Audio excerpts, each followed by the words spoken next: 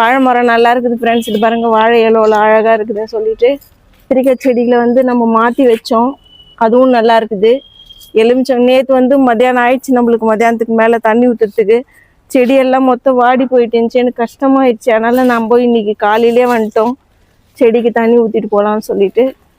தண்ணி ஊற்றுறதுக்காக நான் பக்கெட்டெல்லாம் எடுத்துன்னு வந்திருக்கிறேன். புளிச்ச மோர் எடுத்துன்னு வந்திருக்கிறேன். ஏன்னா மிளகா வந்து அப்படியே இருக்குது, பெருசாகாமே இருக்குது, நிறைய கொட்டிடுது பூவெல்லாம். அதனால இன்னைக்கு நான் புளிச்ச மோரும் பெருங்காயமும் கலந்த தண்ணி எடுத்துன்னு வந்திருக்கிறேன்.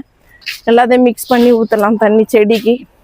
இன்னைக்கு வந்து நம்ம செம்பருத்தி செடியில் ஒரே ஒரு பூ பூத்துருக்குது. மல்லிகைப்பூ செடியில் வந்து இல்லை பூவெல்லாம் எதுவும்.